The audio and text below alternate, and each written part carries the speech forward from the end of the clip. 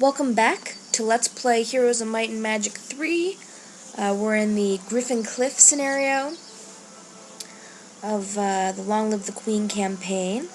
And we just finished beating some troglodytes. And I was just stupid right there. Nice. Way to go. Maybe we'll take out some beholders or something. I don't know. It's been a few days, actually, since I've played this, because I had this day where I recorded, like, some ridiculous number, like 15 episodes or something. It was crazy. And so basically I was like, okay, first of all I need to, edit all of them and get them ready to go, which most of them are ready to go at this point. And they all will be by the time you watch this, because they'll all be up. But that's not as much fun. But I was telling myself, well, I have to do this. I have to, take the time to really, like, play, to, like, edit. I can't just, sit around and watch stuff or, continue playing. I need to be good. So that's what I was doing. But now I can't take it anymore. I'm like, I want to play again. So that's where we are. You can just sit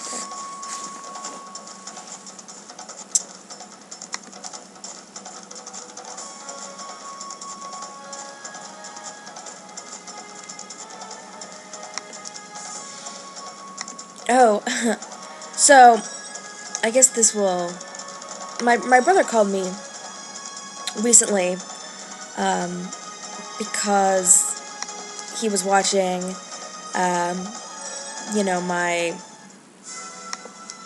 my videos, and he saw this one where I talked about, us playing board games together and how I beat him. And he was like, you make it sound like, the only time I ever win is because you let me. And I was like, oh, that was not my intention. I mean, my brother is very good at board games. I'll be honest, he beats me more often than I beat him. Because he's just insanely good at them. I don't understand it, but he just, is awesome at video games and at board games. But he was like, this isn't right. I mean, he wasn't, I don't think, really upset, but he was definitely like, I cannot give out false information to people, the truth must be heard type thing. So, this is me setting the record straight. My brother, I don't always beat my brother at board games. Just some of the time. And part of why I wanted to talk about it was because it's more rare that I beat him. So hopefully, S-Man, my bro, you will no longer feel the need to, throw me off a cliff or something. He didn't actually talk about throwing me off a cliff. He did talk about, coming over and, like, recording sort of like an LP with basically the two of us doing some sort of, like, New Super Mario Brothers or something.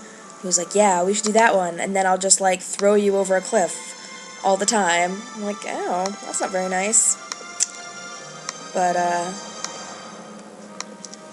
yeah, hopefully this will avoid that, so that if we do ever, do something together, play, New Super Mario Brothers, he will not actually try to throw me over a cliff all the time. Ooh. That was a little weird.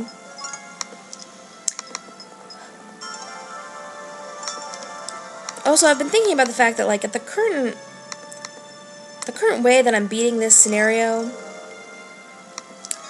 does not have me basically killing, all enemy heroes, all enemy towns, because they definitely have one underground, and they have that one over there. Over here.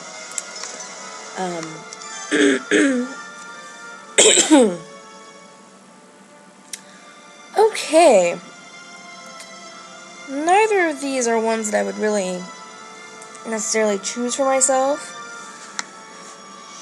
So I can give my troops 5% magical resistance, or I can reduce all damage against them by 5. At this point, because it's not like planning for the future, I'm definitely going to take basic armor. You know, I want my troops to not, you know, take as much damage. It's definitely ideal.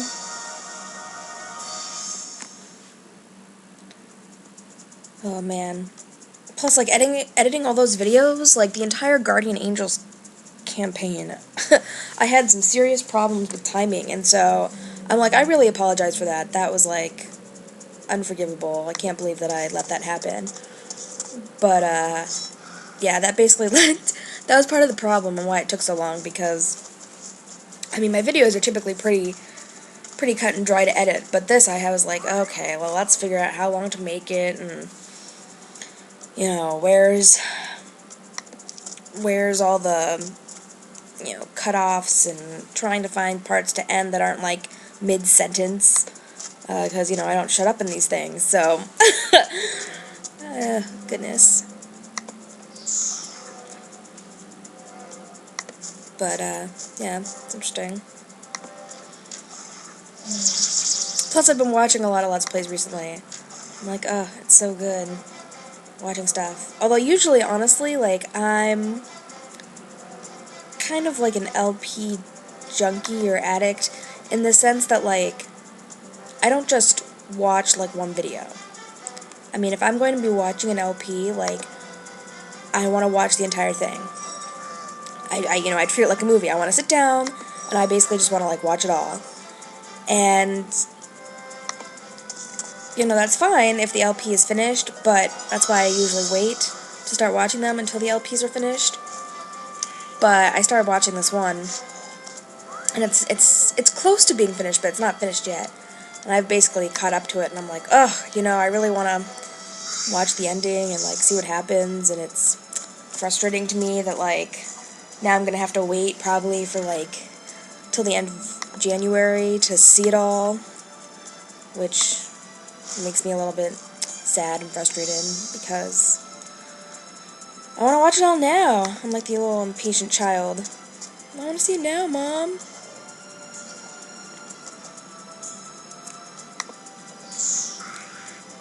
Anywho, but I am really excited because we are coming almost, I mean, I say almost, but, I mean, we've probably got a few more videos, but, you know, we're sort of in, like, the home stretch of the Long Live the Queen campaign, which is exciting for me because, you know, it's, I mean, I guess I'm going to say it's, like, my least favorite. Well, I don't even know if it's technically my least favorite. There are some campaigns later on that are a little bit goofy, but it isn't, you know, it isn't as much fun for me because it's just not as, there's not as much stuff going on, you know? There's, like, not as much stuff. Like, that's the easiest way to put it, but, like, you know, I want to,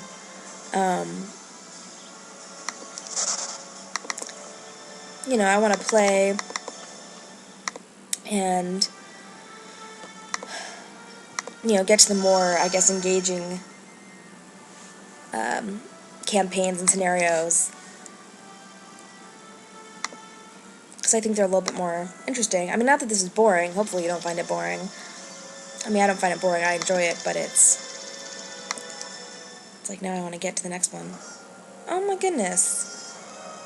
Oh, no, this isn't a problem. Why do they send these, like, I, like, just don't get it, like, why they send these, like, pathetic armies to my towns. It baffles me.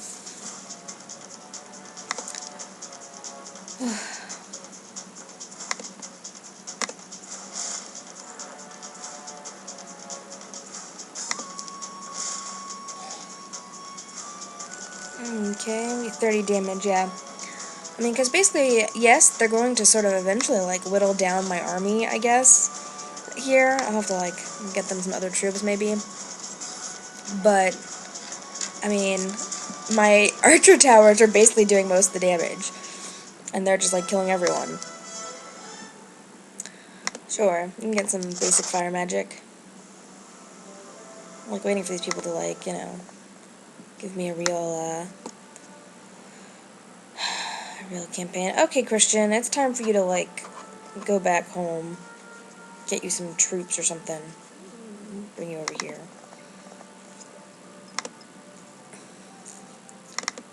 I wish you would join me. Join us or die. That's from Robin Hood, Prince of Thieves, actually. I think it came out in like 1992, something like that. It was the very first PG-13 movie I saw. It's kind of funny because, so I guess in 1992, I was like 6 years old, and my parents, there were two PG-13 movies that sort of came out that I wanted to watch. One was The Addams Family. My parents told me that I was not allowed to watch The Addams Family because it was PG-13. They thought it might be, you know, I don't know, too bloody? I have no idea. But either way, they decided they didn't want me to watch, or maybe it was 1991. 1991 makes way more sense. So I was probably like 5. Yes, okay. So it's 1991, and I'm 5. And, right, so I'm not allowed to watch The Addams Family, because they think it's going to be bad. Too much violence or something. I'm not really 100% sure what they were thinking. But then, later that year, Robin Hood, Prince of Thieves comes out, and it's my brother, S-Man's birthday, and he wants to go see Robin Hood, Prince of Thieves for his birthday. And, you know, he goes with his friends, and it's not like they can't, you know, they can't just leave me at home. It's like his birthday, and we do birthday stuff together as a family. And so my parents take me, and that's like the very first PG-13 movie I watched. Now, come on. Like, Addams Family or Robin Hood, Prince of Thieves? Which one do you think a small child should watch first? I'm gonna go with probably The Addams Family. But it's fine, because I really enjoyed it. Like, it was a lot of fun, and it's been one of my favorite movies for a long time. I mean, I remember I was little, and I, like, wanted to have, like, Maid Marian's hair, and, like, I actually got a perm. And I was like, ooh, look, my hair now looks like Maid Marian. I was so excited. It's so funny and random. But, yep, that was the first PG-13 movie I watched. What's the first PG-13 movie you ever watched? Do you remember that? Although, actually, technically, now that I think about it, no, it must have been PG. It must have been PG. I was thinking that, The Princess Bride, I also watched. I watched that movie when I was, like, 3.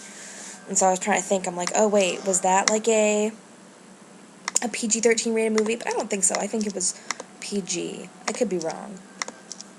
Although that one also scared me. Like, the RoUS's and, the,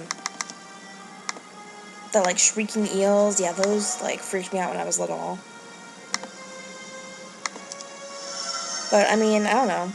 I think they were scary.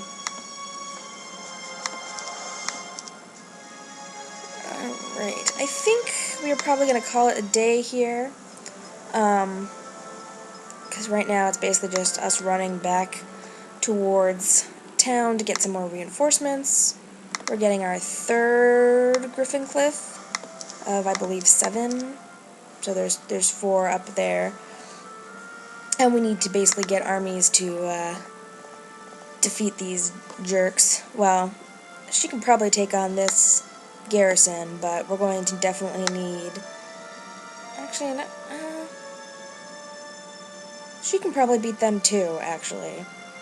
So, probably this video, maybe one more, is what we're going to have before we complete this.